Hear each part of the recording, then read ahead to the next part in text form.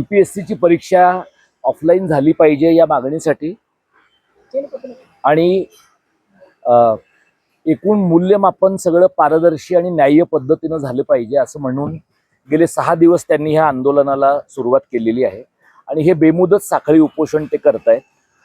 गेल्या आठवड्यामध्ये एशियाटिक सोसायटीच्या निवडणुकीच्या वेळेला धनंजय शिंदे हे आमच्या बरोबर त्या निवडणुकीच्या प्रचारात होते। त्यावेळेला त्यांनी मला या आंदोलनाच्या बद्दल सांगितलं। त्यावेळेला मी धनंजयला असं म्हटलं होतं की तुम्ही बेमुदत उपोषण करताय पण साखळी उपोषण करताय ही चांगली गोष्ट आहे, कारण हे सरकार आमरण उपोषण करून मरण्याच्या योग्यतेचं नाहीये।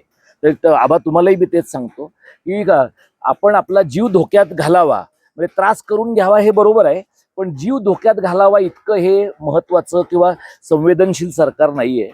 6 दिवस हे आंदोलन तुम्ही लोक इथं करताय। महाराष्ट्र लोकसेवा आयोगाचा कारभारातला जो घोळ आहे तो काही आता ह्या ऑनलाईन परीक्षांच्या मुळे झालेला नाहीये। गेली जवळपास 20 वर्ष महाराष्ट्र लोकसेवा आयोग MPSC यांच्या कार्यपद्धतीबद्दल महाराष्ट्रात शंका आहे आणि एकेकाळी म्हणजे 15-20 वर्षांच्या पूर्वी MPSCच्या स्ट्रॉंग रूम मधनं त्यांचे पेपर फोडले गेले। MPSCचे पेपर ज्या लोकांनी फोडले ते तुरुंगात गेले, काही वर्ष तुरुंगामध्ये राहिले, मग तुरुंगातनं बाहेर आले आणि तुरुंगातनं बाहेर आल्यावर महाराष्ट्र सरकारमध्ये वेगवेगळ्या चांगल्या पदांवरनं ते लोक व्यवस्थित निवृत्त झालेले आहेत। म्हणजे MPSC मध्ये घोटाळे केले तर माणसांच्या करिअरचं नुकसान होतं, पण 2 वर्षासाठी होतं। उरलेलं 20 वर्ष त्या माणसाने कमावलेले पैसे त्याला नीट वापरता येतात। म्हणजे MPSCच्या कार्यपद्धतीचा हा महत्त्वाचा भाग आहे। आता तुम्ही ज्या प्रकारचे मुद्दे इथं मांडलेले आहेत की TCS असेल, इतर काही कंपन्या असतील, या सगळ्या कंपन्यांच्या हितासाठी ऑनलाईन परीक्षा घेण्याचा घाट जर MPSCनं घातलेला आहे आणि तलाठ्यांच्या परीक्षेचा तुम्ही उदाहरण दिलं तर एका पातळीवर असं घडतं आहे की फक्त MPSCच्या परीक्षा नाही तर आपल्याकडे घेतली जाणारी TETची परीक्षा आहे, NTA कडनं घेतली जाणारी NEETची परीक्षा आहे। या सगळ्या परीक्षांमध्ये सरकारने असं सांगितलं की नॅशनल टेस्टिंग एजन्सी नावाच्या यंत्रणेकडनं आम्ही देशभरामध्ये ऑनलाईन परीक्षा घेऊ आणि असं एक चित्र मोदी सरकारने निर्माण केलं लोकांच्या पुढे की ऑनलाईन परीक्षा या इफिशियंट परीक्षा आहेत। तर ऑनलाईन परीक्षा ह्या इफिशियंट परीक्षा आहेतच, पण त्या भ्रष्टाचारामध्ये इफिशियंट परीक्षा आहेत, लबाडीमध्ये इफिशियंट परीक्षा आहेत, कारण सेंट्रलाइज स्वरूपामध्ये तुम्हाला लबाड्या करणं ऑनलाईन परीक्षांमध्ये सहज शक्य होतं। आता MPSCच्या परीक्षांच्या समोर 2 प्रकारच्या अडचणी आहेत। इथे मला असं दिसतं आबा की तुमच्या पक्षाचे कार्यकर्ते आहेत, थोडे इतर तुमचे हितचिंतक आहेत, पण ज्यांच्यासाठी तुम्ही भांडताय त्या मुलांची संख्या इथं आपल्याकडे नाहीये। याची 2 कारणं मला दिसतात।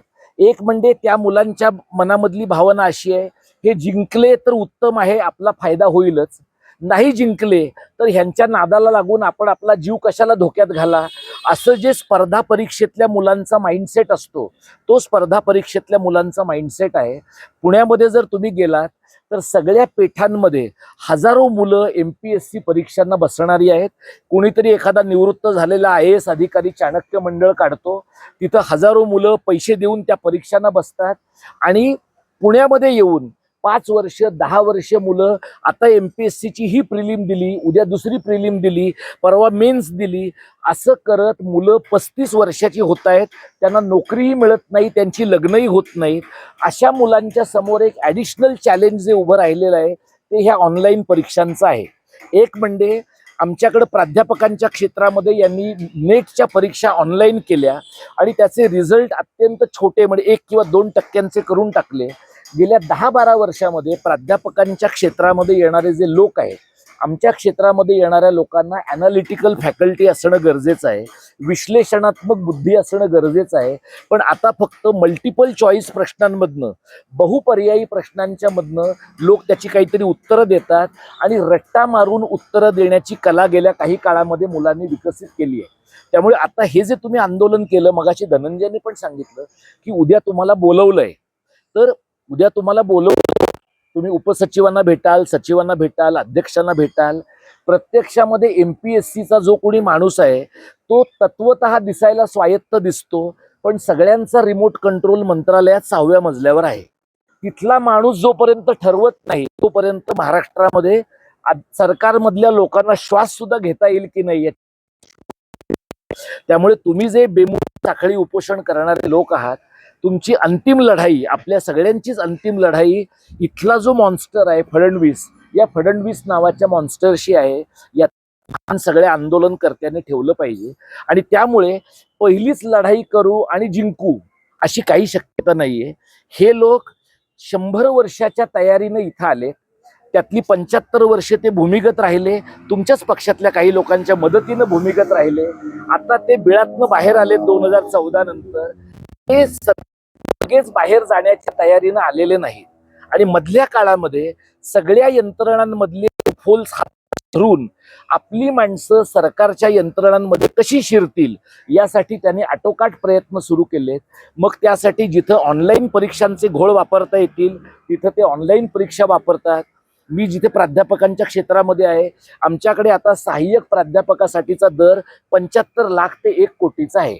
म्हणजे पैसे दिल्याशिवाय नोकऱ्या मिळत नाहीत आणि पैसे दिल्यावरही नोकऱ्या मिळतील अशा शाश्वती नाही. त्यामुळे हे जे तुम्ही उपोषण, हे जे आंदोलन तुम्ही करताय, आता अधिवेशन संपलं, म्हणजे अधिवेशन संपल्यामुळे खरं तर सरकारकडे तुमच्याकडे लक्ष देण्याचं काहीच कारण उरलेलं नाहीये. त्यामुळे मला आश्चर्य काय वाटतंय की अधिवेशन संपलंय तरी त्यांनी तुम्हाला उद्या भेटायला बोलावलंय. आता इथे मगाशी आपण भजनं ऐकली आणि आता आपले भजनी कलावंत म्हणाले की तुमचा आवाज पर्यंत पोहोचलाय. मला दुसरी शंका अशी आहे की तुमची भजनं त्यांना एवढी आवडली की आषाढी होईपर्यंत ते तुम्हाला इथून हलवून देणार नाही. तुमच्या लोकांची भजनं पण चालू ठेवतील, तुमचं आंदोलन पण चालू ठेवतील आणि थकवतील ते. त्यामुळे इथं काँग्रेस पक्षाचे जे कार्यकर्ते आहेत त्यांनाही माझी विनंती अशी आहे की तुमच्या पक्षातल्या लोकांना सुद्धा दीर्घकाळ आंदोलनांची सवय राहिलेली नाहीये. ज्यांनी आंदोलनं करायला पाहिजे होती ते सगळे आदर्श लोक आता बीजेपीत गेलेले आहेत. त्यामुळे आता तुमच्याकडे जे उरलेत ना ते सगळे राहुलवर प्रेम करणारेच लोक उरलेले आहेत. असे जे राहुलवर प्रेम करणारे लोक आहेत यांना घेऊन तुम्ही किती लढाल? कारण आज आपल्या सगळ्यांची पाठ भिंतीला टेकलेली आहे. सरकार कितीही आपण रेटा लावला तरी सुद्धा इथं जी माणसं आहेत ती संख्येनं MPSC ला जाग करायला पुरेशी आहेत असं मला वाटत नाही. मी तुमचा मित्र म्हणून मी तुम्हाला सांगतो, मला असं वाटतं की कदाचित हे तुम्हाला म्हणतील की आम्ही 2 महिन्यात विचार करू, पण यांची मोडस ऑपरेंडी अशी आहे की हिवाळी अधिवेशनापर्यंत हे असंच धकवत नेतील. तसंही हिवाळी अधिवेशन हा एंटरटेनमेंटचाच भाग आहे. प्रत्यक्षात हिवाळी अधिवेशनात काही घडत नाही. विदर्भाच्या तोंडाला पानं पुसणं एवढंच एकमेव काम ते त्या काळामध्ये करतात. त्यामुळे आता ते तुम्हाला काहीतरी शब्द देतील. दरम्यानच्या काळामध्ये सोशल मीडिया वापरून तुमच्या सगळ्यांची पक्षाची सगळी यंत्रणा वापरून जे अहवाल तुम्ही इथे मांडले, म्हणजे प्राइस वॉटर कूपर हाऊसचा अहवाल मांडला, तुमच्या PIL मध्ये जी प्रेयर तुम्ही सरकारच्या कोर्टाच्या पुढे मांडलेली आहे, हे करून कदाचित एखाद्या दीर्घकालीन लढाईसाठी पक्ष म्हणून तुम्हाला सगळ्या मंडळींना तयार राहावं लागेल असं मला वाटतं. माझ्यासारखा भाषेच्या चळवळीत काम करणारा माणूस, आम्हाला सुद्धा 22 वर्ष काम केल्यानंतर गेल्या 2 वर्षात लोक त्या चळवळीकडे जरा बरं पाहू लागलेले आहेत. त्यामुळे MPSCच्या ह्या आंदोलनाकडे सुद्धा अधिक लोकांनी पाहावं, किमान नवी मुंबईत त्याचा दाब जाणवावा, अशा प्रकारची एक भावना मी इथं तुमच्या समोर व्यक्त करतो. आणि तुम्हाला यश मिळावं. तुम्हाला मिळालेलं यश हे माझ्यासारख्या कार्यकर्त्यालाच मिळालेलं यश आहे, पण कुठल्याही विरोधात काम करणाऱ्या माणसाचं यश सरकारला बघवणार नाही. त्यामुळे सरकार शक्यतो आपल्याला मिळालंच यश तर तुकड्या तुकड्यामध्ये देईल. त्यामुळे तुम्हाला जर उद्या त्यांनी काही आश्वासन दिलं तर त्यांनी दिलेला कागद नीट बघा, भारावून जाऊन बघू नका, इमोशनली बघू नका. फाईन प्रिंटमध्ये ते काय म्हणतात ते पण पहा. आणि MPSC वरचा दाब असाच राहील.